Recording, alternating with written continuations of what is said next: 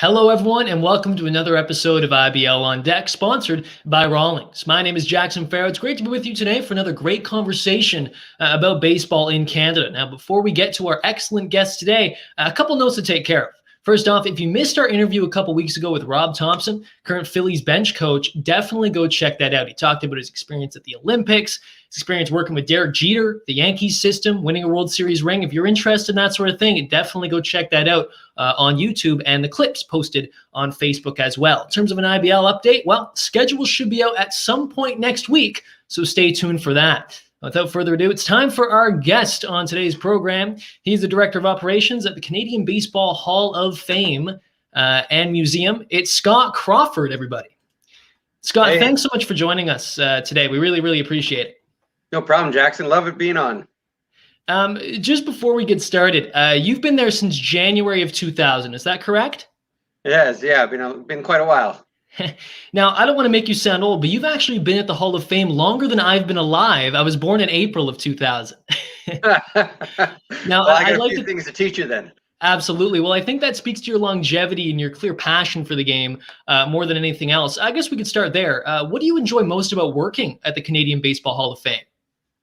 It's baseball. It's been my lifelong passion, and there's in my mind there's nothing better than baseball, and especially the baseball history aspect of the game. It goes back so far, and there's just so many interesting players and stories. It's what keeps me going every day. Now, we are on an IBL show, of course. There's a number of former IBL players in the Canadian Baseball Hall of Fame. Rob Thompson, we just mentioned, Fergie Jenkins as well. Just how important is the IBL to the fabric of baseball in Canada from your perspective? Oh, it's very important. I mean, as you guys just celebrated your 100th anniversary, I mean, how many leagues are around for 100 years, right? I mean, you could count them on one hand, and yeah, IBL is one of them. And you know, like you mentioned, Fergie and Rob Thompson, and there's Ron Stead and Jim Ridley, and you know, there's several guys who have been involved or played with the IBL that are honored in our Hall of Fame because it means such a great part of Canadian baseball history. Absolutely. I really appreciate hearing that. I want to get to the 2020 class of inductees in a moment, but recently it was announced that the Hall of Fame will be foregoing the election of a 2021 class, citing the ongoing pandemic. Maybe just take us through that that decision-making process, and when can we expect to hear about the 2021 class?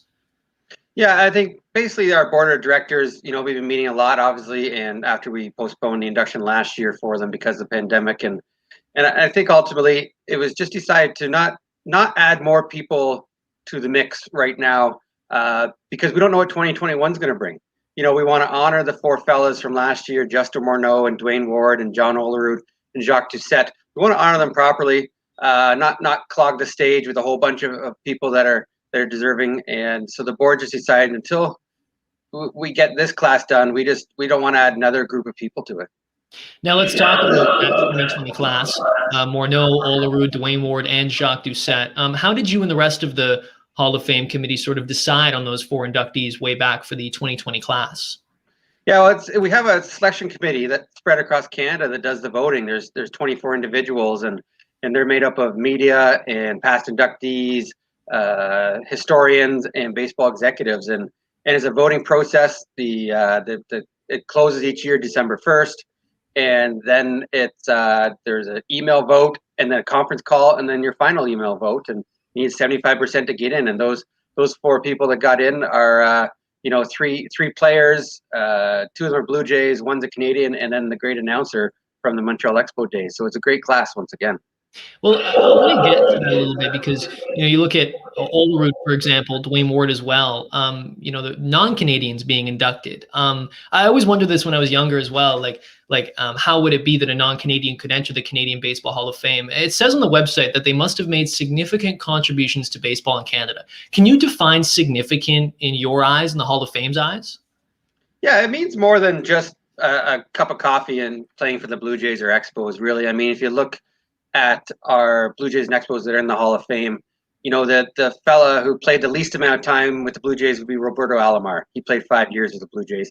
But when you look at Roberto Alomar, Gold Gloves every year, Silver Sluggers, great defense, great offense, 5-tool player, won both World Series with the Blue Jays, so he qualifies very easily. I mean, 70% of our inductees are Canadian, which is really important to us that we keep the vast majority Canadian. But again, without the Blue Jays and Expos in Canada, baseball looks drastically different. And those players like Olerud and Ward, they played for a decade with the Blue Jays or approximately, and then they give him back, especially Dwayne Ward. He's back all the time in Toronto doing all the Jays Care events and helping kids out, kids clinics, etc. So they're really well deserving. Well, you're absolutely right about it. I think it does a really good job of putting former Blue Jays, Canadian or not, in the eyes of the community, especially up here in Canada. And I think that's really, really important as they serve as ambassadors for the game, regardless of nationality. Now, it was announced that Jamie Romak, London, Ontario native, he was the 2020 recipient of the Tip O'Neill Award back in early December. I read your piece about some of the players in the running, right? You had Jordan Romano, Cal Quantrill, of course, Joey Votto, among others. Take us through the process of deciding on Jamie. Yeah, we basically it's a professional baseball award, so it's a baseball award, not major leagues, not professional. There's been one amateur person win the award back in the early '90s, Daniel Brabant, but everyone else has been a professional player. But it's just one of those things where we looked at all the pro players every year, where they play overseas or Major League Baseball or minor league baseball, and we just determined, who played the best all around, who helped their team. Who had an exceptional year, and it was a little tough this year because it was weighing Jamie's full season. He played 139 games to 60 games in Major League Baseball, and so we sort of decided that it's more impressive, or it's very impressive, that he did it over a full season as opposed to a 2-month season. And if you look at his numbers, I mean, 4 years in a row he's been one of the best players overseas in Korea, and he just rakes it and pounds home runs, and he definitely was well deserving.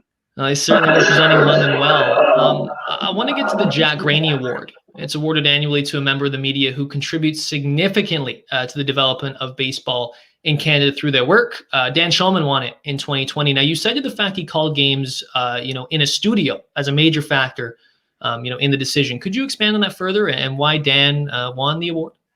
Yeah, I mean, Dan Shulman, everyone knows if you're a Blue Jay fan or not. I mean, a lot of people in the States know him because he does the Division I college basketball games, and he's been around the Blue Jays. He left for a little bit, did ESPN. We did ESPN baseball, and now he's back with the Jays for the last few years. And he's one of those voices that everyone loves, and it's him, and he's one of the best. No, and not just for us Blue Jay fans, but around the country is one of the best.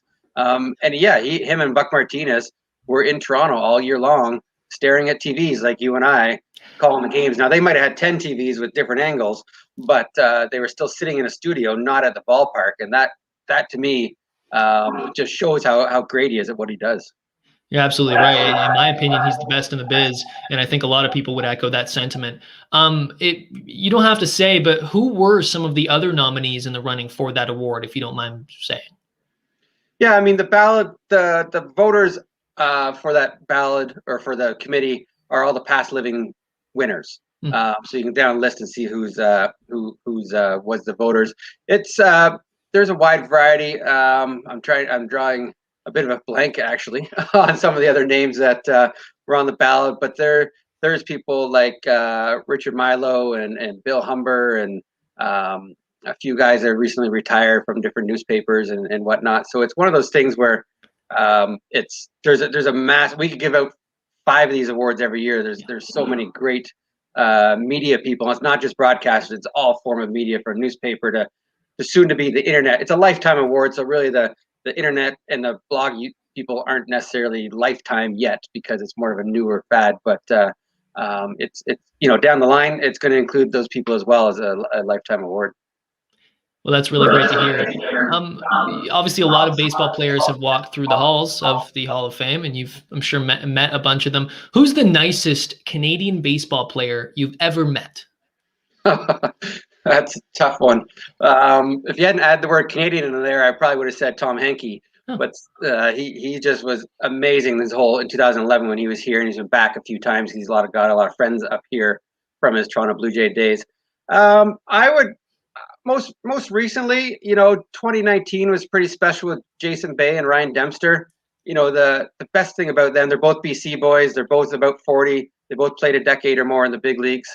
It was just great to see them interact with their kids and their parents as they're walking around the museum and telling stories. Their kids were in awe of things they did and seeing their dad's face on the wall.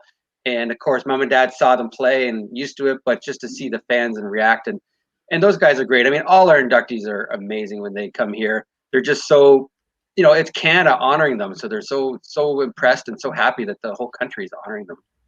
From those inductions, on that same topic, do you have any good stories from the ones you've been part of? Perhaps a player or former media member or manager, whatever it is, someone said something to you maybe you weren't expecting. Do you have any cool stories from any of your time at the Hall of Fame, but specifically the inductions? Yeah, I mean, we could talk for 2 or 3 hours. Or how long are we on tonight? But I always remember, again, a more recent one. I mean, Roy Halladay, when we inducted him, I mean, he passed away way too young, unfortunately, just after we put him in the Hall of Fame. But I met him in Toronto for the first time. I mean, all our contact is phones and emails leading up to the process, from the first time I called him in February to tell him the great news till they get to St. Mary's in June. But we met Roy Halladay in Toronto for an event on the Thursday night, and him and his wife and 2 boys were there. So it was a great family day. And he comes off the elevator, never meeting me before other than by phone. And I say, Roy, it's Scott. We shake hands. And he's like, what can I do to help, Scott? This is Roy Halladay, who you and I grew up watching, the greatest pitcher. He's now in Cooperstown in the National Baseball Hall of Fame. And we're honoring him. And he asked us how he can help us, what he can do for us to make the weekend better. It's the very first thing he said to me. So that was, pretty unique and special. And it shows how, these guys, and Roy especially, was really tough and grumble on the field. And, you heard all the stories, how you couldn't talk to him on the day he pitches and whatnot. And I believe those 100%. He was dead serious about his job. But he was so nice that weekend and that day. It was very impressive, very good. Class act, and you're absolutely right, gone far too soon. Do you attend many IBL games? And if so, what's your favorite part about going to an IBL game? I try to get to a couple each year. Obviously, London's closest to us, just half hour down the road. So mostly London. Been to a few Brantford games because Wayne Foreman from St. Mary's was a catcher for Brantford forever. So we hit those up a few times. I just obviously Labatt Park is the best park in the world. We know how great it is, and it's just a relaxed atmosphere. It's good baseball. It's get close to the players. The players are great with the fans. If you want to talk to them or high five them or whatever, it's seeing the kids. I mean, you and I are a certain age, and I have kids and a family, but to see the kids down and at the sidelines getting high fives or getting autographs with the players, and because that's their dream, right? I mean, that's the London Majors or Brantford Red Sox or whatever park you're at, whatever team you're watching, and it's just so cool to see those kids, and their eyes are so wide and big, and able to touch the players and high five them and get a picture with them, and I think that's just a great aspect. Absolutely. The community feel, I guess, in these local markets in the IBL. You're absolutely right. Want to talk a little bit maybe about the future of Canada baseball. Not sure how into prospects or younger players you are, but is there 1 or 2 players on their way up? Maybe they're draft eligible in high school, whatever the situation is, that you're keeping an eye on as they creep towards turning pro? Yeah, I might steal a little bit of Baseball America's thunder here, but they just recently put out an article, like they sort of covered the top 30 prospects from all their 30 major league teams, and I think there were 15 Canadians on that list, including a couple that play their summer ball here at the Hall of Fame in St. Mary's. So that's really cool that we've seen them. But I mean, the next, there's a couple guys just breaking in, like Mike Soroka and Tyler O'Neill and Josh Naylor. They're in the big leagues, and they all have starting jobs this season, as long as they don't get hurt. But I think, like Josh's brother, Bo Naylor, who played for the Ontario Blue Jays in Toronto. And, he's, I think, the 5th ranked prospect with Cleveland right now. He's 21. He's maybe a year or 2 away because I think he just played single A. But he was at their alternative camp last year. So he's right there. There's a pitcher with Minnesota. His name's Jordan. He's 6'5", and he's got a strong arm, and he's right there. With possible call up this year. So there's definitely some Canadians coming up. I mean, there was a couple drafted high this past summer into the big leagues. So they'll be a couple years away, obviously, but still having a 1st round pick out of Canada doesn't happen every year. And Owen with the Padres was picked this year. So that was great. Absolutely. The future looks to be pretty bright. Actually, you talk about the Nailers. Miles Naylor actually is on his way up as well. He's with the Ontario Blue Jays right now. We're going to get you out of here pretty soon. But we have one more question for you. What's your stance on steroid use? Like, if Barry Bonds was Canadian, would he be in the Canadian Baseball Hall of Fame? I know it's a very nuanced discussion and so many different perspectives, but what's your stance on it? That is a tough question. There's definitely two sides to that. When I look at Barry Bonds or Roger Clemens, I look at them as they were great before they started taking the steroids. They are never proven guilty for taking the steroids. We can all assume and all think what we want. Players like Manny Ramirez and others were caught and punished and suspended. Those two guys are never caught and punished. So did they do it? No one officially knows. We all have our thoughts and opinions.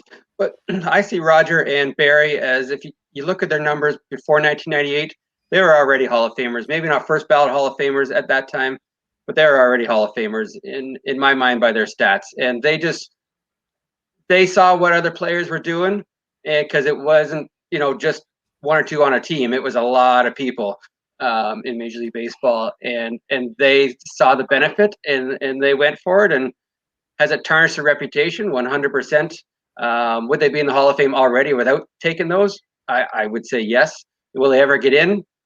They got one shot left next year, and I don't think they're getting in next year. So it had to be the Veterans Committee from Cooperstown deciding that. Well, and I think you're absolutely correct. It's a very complicated issue, right? And there isn't one right or wrong answer, really, depending on who you talk to. Last question here. For the fans, for a Canadian baseball fan, what is one thing a Canadian baseball fan needs to do, and they need to go see, they need to go do in this country in order to really, it's sort of that bucket list item? What's that one thing for you? Well, come visit the Hall of Fame. Yeah, there you go. No, I mean, you just to experience the game, like go to a ballpark and watch a game. Just enjoy it. I mean, there's all kinds of pressure on kids these days to be the next Mike Trout or Canadian version of whoever you want to say, Larry Walker and the newer guys, Joey Votto. But just go to a ball game and enjoy it. Just sit out down the baseline on a nice sunny afternoon and watch a game and enjoy. And just it's very magical and very creative how every pitch has excitement to it. Some people say baseball's boring, but I say it's exciting, as you do too. That's because every pitch something can happen, from a strikeout to a home run. Someone could be stealing second base. Someone can hit a triple into the gap, and the right fielder throws them out or tries to throw them out at third base. I mean, that's more exciting to me than a home run. A home run's a great home run. It's great, but they just jog around the bases and touch home plate and high five the next guy. I mean, a triple into the gap with the right fielder racing to get the ball and trying to throw him out at third, that's an exciting play. You're absolutely correct there, Scott. Thanks so much for joining us today. We really appreciate it. Again, Canadian Baseball Hall of Fame Museum up in St. Mary's. Definitely go check it out. It's a really, really cool place, and you definitely learn something. Scott, really appreciate you joining us today on IBL On Deck. No problem, Jackson. Thank you. Till next time. All right, well, that wraps up another episode of IBL On Deck, sponsored by Rawlings. If you enjoyed it, be sure to subscribe and stick around for the next one, and we'll be sure to have a really great guest for more excellent stories next time. So, for the IBL On Deck production crew and the IBL as a whole, my name is Jackson Farough. It's been great speaking with you today about some really cool stories in Canada baseball. This is IBL On Deck, sponsored by Rawlings.